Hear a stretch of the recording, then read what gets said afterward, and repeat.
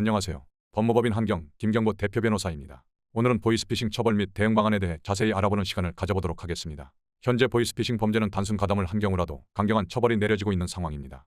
그래서 혐의에 연루된 경우 사건을 처음 접하는 분들에게는 이 상황을 어떻게 해결해야 하는지 막막할 때가 있지만, 이럴 때 형사 전문 변호사가 조언을 해드릴 수 있습니다. 특히 보이스피싱 혐의에 연루되어 TV나 인터넷에서 보고 들을 수 있었던 이야기가 나의 이야기가 되었다면 사실 이렇게 인터넷에 검색하고 있을 시간조차 아깝다는 말씀을 먼저 드리고 싶습니다.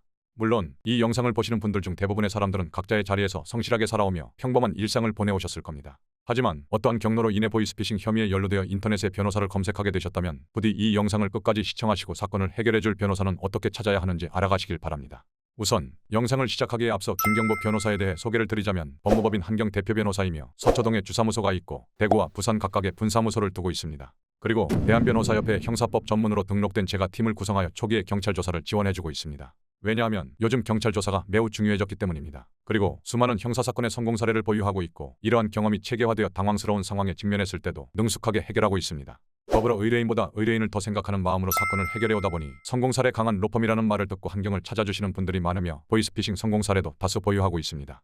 때문에 보이스피싱 성공 사례를 살짝 보여드리자면, 한전 아르바이트인 줄 알고 피해금 전달받아 사기방 조제로 연루된 사건 무혐의, 친구의 부탁으로 보이스피싱 피해금 전달받고 사기죄로 연루된 사건 기소유예, 단기 아르바이트로 보이스피싱 현금 전달책으로 연루된 사건 집행유예 등이 있습니다. 또한 사기죄 혐의도 받고 있었으나 저희 지원으로 단순 전자금융거래법 위반으로 처리되는 경우도 있었습니다. 따라서 보이스피싱 혐의에 연루되어 처벌받을 위기라면 관련 사건에 대한 전담팀과 성공 사례가 많은 김경보 변호사를 찾아와 대비하시길 바라며 지금부터 이야기를 시작하겠습니다.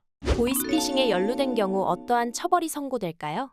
대개 보이스피싱은 사기죄 또는 사기방조죄로 처벌되고 있습니다. 그래서 사기죄가 성립된다면 10년 이하의 징역이나 2천만 원 이하의 벌금에 처할 수 있고, 만일 사기방조죄가 성립된다면 절반 수준인 5년 이하의 징역 또는 1천만 원 이하의 벌금형이 선고되게 됩니다. 게다가 피해 액수가 5억 원을 넘어가면 특정경제범죄 가중처벌 등에 관한 법률, 즉 특경법이 적용되어 사실상 실형을 피할 수가 없습니다. 왜냐하면 피해 금액이 5억 원에서 50억 원 미만인 경우 3년 이상의 징역형이 선고되게 되며, 만일 50억 원 이상의 금액을 편취한 경우라면 더더욱 가중된 형량이 선고되기 때문입니다.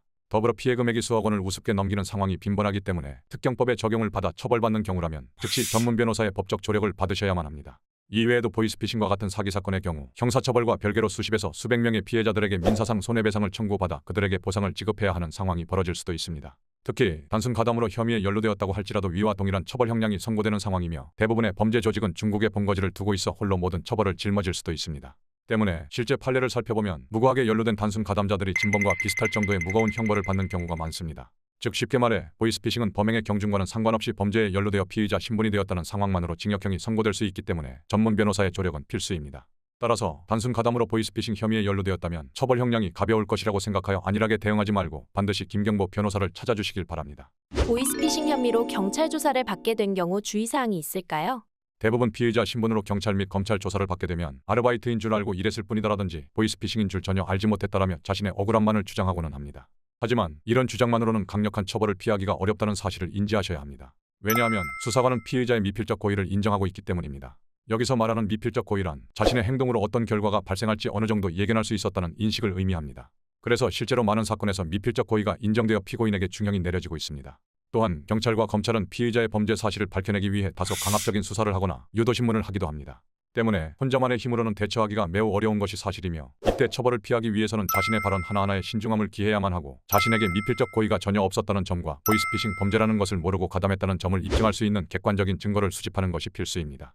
즉 쉽게 말해 위와 같은 증거자료와 진술 등을 경찰 조사에서 진술하는 것이 가장 중요하며, 만일 사건이 검찰 및 재판 과정으로 송치된 상황에서 대응한다면 앞서 혐의가 있다고 판단한 것이기 때문에 징역형이 선고될 수도 있다는 의미입니다. 특히 경찰 조사는 형사사건에서 골든타임으로 불리는 만큼 보이스피싱 단순 가담으로 혐의에 연루되어 처벌받을 위기라면 법무법인 한경 김경보 대표 변호사에게 문의해 주시면 하나씩 체계적으로 설명해 드리겠습니다. 어떤 변호사를 선임하는 것이 가장 좋을까요? 변호사를 선임하기에 앞서 여러분의 인생이 걸린 문제라고 할 수 있는 만큼 연관된 성공 사례가 얼마나 있는지 확인하는 과정이 필요할 것입니다. 또한 보이스피싱 사건을 다루는 데는 많은 현실적인 문제와 합의에 관한 사항 등 설계를 해야 할 것이 많기 때문에 많은 경험을 토대로 진실되게 얘기하는 변호사가 좋습니다. 그리고 사정이 여의치 않다면 꼭 모든 과정에 있어서 변호사를 선임하지는 못하더라도 최소한 경찰 조사만이라도 변호사와 함께 동행하시길 추천드립니다. 왜냐하면 경찰 조사 단계부터 여러분이 가진 모든 것을 최대한 이용해야만 혐의에서 벗어나실 수 있으며, 실력 있는 변호사의 도움을 받는다면 무혐의나 기소유예 혹은 집행유예로 사건이 무마되는 것을 기대해 보실 수 있기 때문입니다. 그래서 보이스피싱 혐의에 대해 선처를 받아 실형을 피하고 자신의 일상을 되찾고 싶으시다면 성공 사례와 경험 및 노하우가 많은 법무법인 한경, 김경보 대표 변호사의 도움을 받아 해결하시길 권유드립니다. 마지막으로 실제 저에게 도움을 받으신 분들께서 많은 메시지를 보내주시고 계시며 대부분의 사람들이 초조한 얼굴로 급하게 저희를 찾아주셨지만 적시적기에 김경보 변호사에게 도움을 요청해 주셔서 빠르게 좋은 결과로 사건을 마무리할 수 있었습니다. 아직까지도 처벌을 피할 수 있는 해결 방법을 찾지 못하셨다면 법무법인 한경 김경보 변호사에게 문의를 주시길 바랍니다. 어쩌면 여러분 자신보다도 더 여러분을 위해 저희가 가진 모든 노력을 총동원해 도움을 드릴 것을 약속드리겠습니다. 이상으로 법무법인 한경 김경보 대표 변호사였습니다. 감사합니다.